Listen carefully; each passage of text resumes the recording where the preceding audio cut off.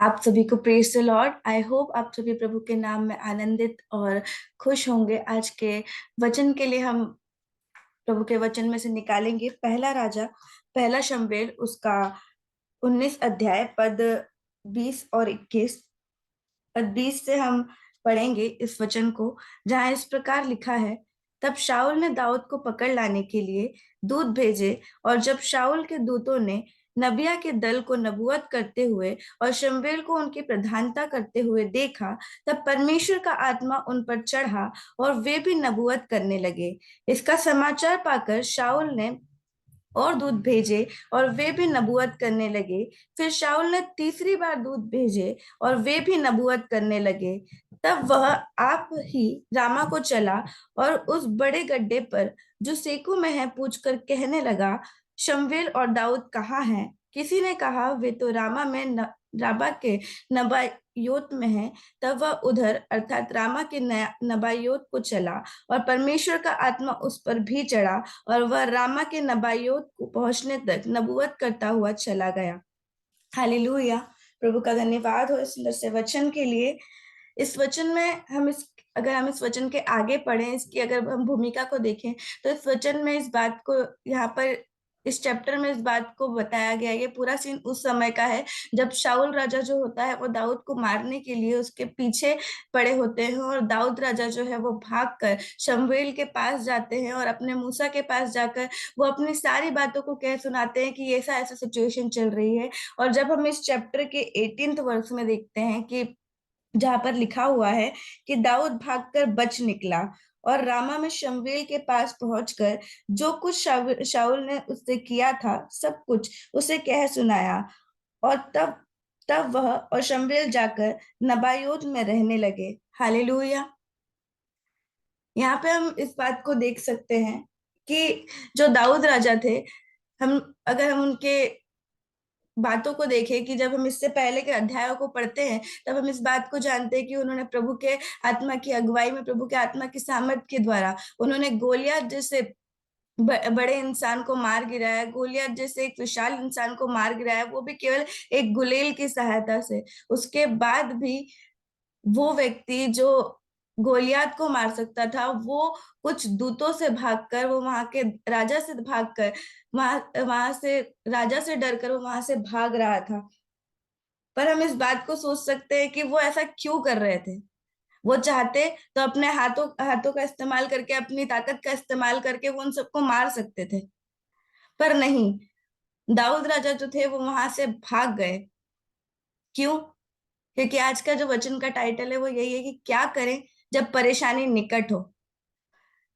हम इसके पहले पॉइंट को जब हम देखते हैं तो हमें इस बात को याद रखने की जरूरत है कि जब भी ऐसी सिचुएशन हमारे सामने आती है कि हम किसी परेशानी में हो, तो हमें कई बार ऐसा भी करना पड़ता है कि हमें वहां से भागना पड़ता है। चाहे हमें ये भी पता हो कि हम केपेबल है इस परेशानी से निकलने के लिए, पर फिर भी हमें उस स्थान को छोड़कर भागना पड़ता है। जिस प्रकार दाऊद राजा वहां से भाग गए, क्योंकि वो इस बात को जानते थे कि अगर मैं यहाँ पर और रुका तो शायद मेरे हाथों से वो पाप हो सकता है, क्योंकि वहां पर उन्हें मारने के लिए दूत आने वाले थे। दूत उनका इंतजार कर रहे थे, और वो अगर दूत वहां पर उनके सामने आते तो वो दूतों की हत्या कर सकते थे अपने बचाव के लिए। पर वो ऐसा नहीं चाहते थे कि मैं किसी भी प्रकार के पाप को करूं, इसलिए उन्होंने वहां से भाग जाना उचित समझा। जिस प्रकार हम यूसुफ के जीवन से भी देखते हैं, जब यूसुफ यूसुफ घर में अकेला था, अपने प्रधान के घर में अकेला था, उस समय उसके प्रधान पोतीपर की वाइफ जो उसे अप्रोच कर रही थी गलत कामों को करने के लिए, यूसुफ जानता था कि मैं सही हूँ, मेरे मन में ऐसा कोई इंटेंशन नहीं है, मैं बिल्कुल सही हूँ। उसके बावजूद भी यूसुफ को वो जगह छोड़कर भागनी पड़ी। वो जगह छोड़कर वो भाग गया, क्योंकि वो जानता था कि मैं एक मनुष्य हूं, अगर मैं ज्यादा देर तक यहाँ पर रुका तो शायद मैं उस पाप को कर सकता हूँ। तो इसलिए उसने उस जगह को छोड़ना जरूरी समझा। ठीक उसी तरह हमारे जीवन में भी होता है कि जब परेशानी आती है, हम कई बार इस बात को सोचते हैं कि इस परेशानी से तो मैं आसानी से निकल सकता हूँ, ये तो छोटी सी टेम्पटेशन है, छोटी सी चीज है, मैं इसको आराम से, मैं यहाँ पर खड़े रहकर भी मैं आराम से इसे झेल सकता हूँ। पर कई बार ऐसा होता है कि वो छोटी छोटी लोमड़ियां होती है, वो हमारे बाग को पूरी तरीके से खराब कर देती है। तो इसलिए ये बहुत जरूरी है कि हम इस बात को समझे और पवित्र आत्मा की अगुवाई में हम इस बात को समझे कि जो होली स्पिरिट हमसे कह रहा है, अगर हमें उस स्थान को होली स्पिरिट छोड़ने के लिए कह रहा है, तो हमें उस स्थान को छोड़कर वहां से भाग जाना है, जिस प्रकार दाऊद राजा उस स्थान को छोड़कर भाग गया। और फिर जब हम इस आयत में आगे पढ़ते हैं तो यहाँ पर लिखा है कि वो रामा में शमूएल के पास पहुंचकर जो कुछ शाऊल ने उससे किया था वह सब कुछ उसे कह सुनाया। हालेलुया। सेकंड पॉइंट ये है कि जब ये परेशानी हमारे सामने आती है तो हमें उसमें गिरने से पहले हमें वो स्थान छोड़कर भागना है। सेकंड चीज, हमें भागना कहाँ है?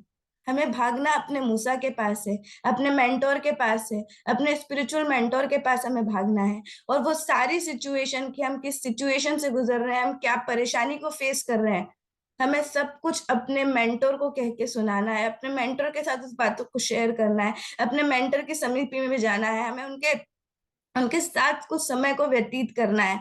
और जब हम उनके साथ उस समय को व्यतीत करते हैं, तब हमारे जो मेंटोर होते हैं वो हमें गाइड करते हैं कि हमें इस परेशानी में क्या करना चाहिए, हमें इससे कैसे निकलना चाहिए, हम इससे निकलने के लिए हम क्या कर सकते हैं। हालेलुया। और जब हम इसमें आगे पढ़ते हैं तब यहाँ पर वचन में लिखा हुआ है कि शाऊल ने दूतों के नबिया का दल को नबूवत करते हुए और शमूएल की प्रधानता करते हुए देखा, तब परमेश्वर का आत्मा उन पर चढ़ा और वे भी नबूवत करने लगे। हालेलुया। मतलब यहाँ पर जब दाऊद राजा शाऊल के पास गए होंगे, उन्होंने अपनी सारी कहानी उनको कह के सुनाई होगी, उन्होंने सारी बातें उन्हें कह के सुनाई होगी, तब उन्होंने इस बात को कहा होगा कि आओ हम आराधना करते हैं, हम अपने प्रभु की आराधना को करते हैं। उन्होंने वहां पर उन्हें गाइड किया, क्योंकि हम वचन में इस बात को पढ़ते हैं कि आराधना एक हथियार है, प्रार्थना एक हथियार है, वचन दोधारी तलवार के समान है।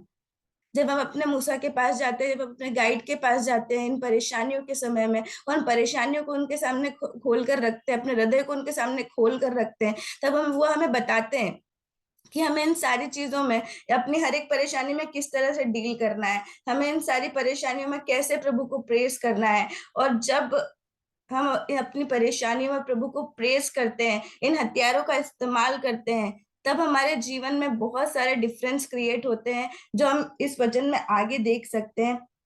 इसमें जब हम आगे देखते हैं कि वो जब आराधना करने लगे, तब जब शाऊल ने जितने दूतों के दलों को दाऊद को मारने के लिए भेजा था, वो सब वहां पर उस जगह पर एंटर करते करते ही, उस आराधना के स्वर को सुनते ही वो प्रभु के आत्मा से भर गए, प्रभु का आत्मा उन पर बलपूर्वक उतरा। हालेलुया। हम कई बार सोचते हैं कि ये युद्ध हमारा है, ये परेशानी हमारी है, इस परेशानी को दूर करना हमारे हाथ में है। पर पर ये चीज हमें समझने की जरूरत है कि ये चीज हमारे हाथ में नहीं है। हमारे हाथ में है तो हम अपने प्रभु की आराधना कर सकते हैं, हम अपने प्रभु को पुकार सकते हैं, अपने प्रभु की महिमा कर सकते हैं। क्योंकि यहाँ पर हम देखते हैं कि जब शाऊल उन पर प्रबल होने लगा था, जब शाऊल दाऊद के पीछे पड़ा था, तब शमूएल ने दाऊद को इस बात के लिए उत्साहित किया कि आओ हम प्रभु की आराधना करते हैं। हमारा काम है प्रभु की आराधना करना। जैसा कि हम वचन में पढ़ते हैं कि प्रभु ने हमें अपनी आराधना करने के लिए बनाया है, चाहे दुख हो, चाहे सुख हो, चाहे परेशानी हो, चाहे खुशी हो, चाहे हम विजय हो रहे हो, चाहे हम परास्त हो रहे हो, पर हमें हर समय में अपने प्रभु की आराधना करना आवश्यक है। हालेलुया। देखिए, जब जब हम वचन में पढ़ते हैं, हम जहाँ कहीं आप किसी भी पुस्तक को उठा के पढ़ लीजिए, चाहे हम किसी भी पुस्तक में देख लें, चाहे हम प्रभु के किसी भी दास के विषय में पढ़ लें, वहां पे हमें देखने को मिलता है कि जब जब परेशानी आई, तब तब उन्होंने अपने आप को प्रभु के सामने समर्पित किया, उन्होंने अपने अपने आप को प्रभु के सामने उपस्थित किया, वो प्रभु के समीपी में गए, उन्होंने प्रभु की आराधना करी, प्रभु के वचन को पढ़ा, प्रभु से प्रार्थना की, और उन्हें उस बात का आंसर देखने को मिला, उस बात का उन्हें उत्तर देखने को मिला। उसी प्रकार यहाँ पर भी जब जब शमूएल और दाऊद और उनके साथ एक बड़ा दल प्रभु की आराधना कर रहा था, तब वहां पर उनमें से किसी को भी उठकर अपने युद्ध को लड़ने की जरूरत नहीं पड़ी। उन दूतों से, जो शाऊल ने जिन दूतों को दाऊद को मारने के लिए भेजा था, उनमें से किसी को भी उठकर उनसे लड़ने की जरूरत नहीं पड़ी, बल्कि प्रभु का आत्मा वहां पर उतरा। उन प्रभु का आत्मा वहां पर बलपूर्वक उतरा और उन सभी के हृदय को ऐसा परिवर्तित किया कि वो सब वहां पर प्रभु की आराधना करने लगे। हालेलुया। उसी तरह हमारे जीवन में भी होता है कि जब परेशानी आती है तब हमें अपने मूसा के पास जाना है। हमारे मूसा हमें गाइड करते हैं और उसके बाद जब हमें बताते हैं कि हमें आराधना करनी है, प्रभु के समीप में बैठना है, प्रभु के साथ और गहराई से बैठना है, तो हम सोचते हैं कि इन सारी चीजों का हमारे जीवन में क्या लाभ होगा। और खासकर इस समय में तो क्या ही हो जाएगा कि ये कैसे ठीक हो जाएगी परेशानी केवल आराधना करने से, केवल प्रार्थना करने से, केवल वचन पढ़ने से। पर जब हम जब इन बातों को फॉलो करते हैं अपने जीवन में, हम उस डिफरेंस को देखने लगते हैं कि वो डिफरेंस कैसे क्रिएट होता है। हालेलुया। फिर जब हम आगे वर्ष में पढ़ते हैं, तब जब हम वर्ष 23 को पढ़ते हैं, वहां पे लिखा है, तब उधर अर्थात रामा के नबायोत को चला और परमेश्वर का आत्मा उस पर भी चढ़ा और वह रामा के नबायोत को पहुंचने तक नबूवत करता हुआ चला गया। हालेलुया। यहाँ पर शाऊल की बात हो रही है। जब शाऊल ने अपने दूतों को दल दल करके 3 बार भेजा, उसके बाद कोई भी दूत वापस नहीं गया, वो वहां पर आराधना करने लगे। तब शाऊल परेशान हुआ कि आखिर वहां पर ऐसा चल क्या रहा है, आखिर इतने सारे दूतों को भेजने के बाद भी वो दाऊद को मेरे पास क्यों नहीं ला पा रहे हैं। तब शाऊल स्वयं वहां पर जाता है, वो स्वयं उस चीज को देखने के लिए जाता है। और जैसे ही शाऊल वहां पर जाता है, वहां पर वो आराधना की आवाज सुनते ही प्रभु परमेश्वर का आत्मा उस पर भी बलपूर्वक उतरता है और वो भी आराधना करने लगता है। हालेलुया। ये कितनी अद्भुत बात है प्रियो, कि प्रभु के वचन में इस बात को लिखा हुआ है कि जब हम आराधना करते हैं तब हमारे आसपास एक ऐसा एटमॉस्फेयर क्रिएट होता है कि जिस एटमॉस्फेयर में अगर हमारी परेशानी एंटर करती भी है, अगर हमारे विरोधी एंटर करते भी हैं, तो वो कब हमारे शोक को नृत्य में बदल देते हैं ये हमें पता नहीं चलता है। तब प्रभु कब हमारे शोक को नृत्य में बदल देते हैं हमें पता नहीं चलता। वो परेशानी कब हमारे फेवर में चली जाती है हमें पता नहीं चलता। हमारा ध्यान सिर्फ और सिर्फ हमारी प्रभु की आराधना की ओर होता है। हालेलुया। तो मैं आज आप लोगों के साथ यही शेयर करना चाहती थी कि हमें जब भी परेशानी समीप हो, हमें इन 4 पॉइंट्स का विशेष कर ध्यान रखने की जरूरत है कि जब भी परेशानी निकट हो, हम पहले पवित्र आत्मा की अगुवाई में उन बातों को सुने, पवित्र आत्मा की आवाज को सुने, जिस प्रकार दाऊद ने सुनी और वो स्थान को छोड़कर भाग गया, जिस प्रकार यूसुफ ने सुनी और वो उस स्थान को छोड़कर भाग गया।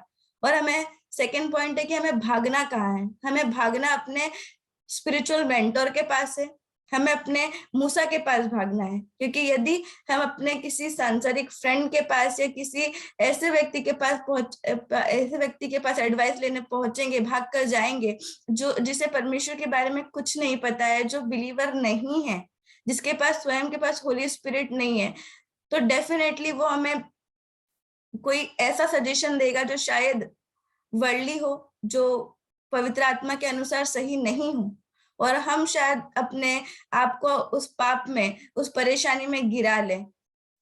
तो जरूरी है कि हम जब भी भागकर उस अपनी परेशानियों में से भागकर निकले, तब हम भागकर अपने मूसा के पास, अपने स्पिरिचुअल मेंटर के पास जाएं। और जब हम उनके पास जाते हैं, तब वो जो हमें इंस्ट्रक्शन देते हैं, हमें उन इंस्ट्रक्शन को फॉलो करना है। वो हमें जिस प्रकार से उस परेशानी से निकलने के सॉल्यूशन को बताते हैं, हमें उस सॉल्यूशन को अपने जीवन पे अप्लाई करना है, उसके अनुसार एक्ट करना है।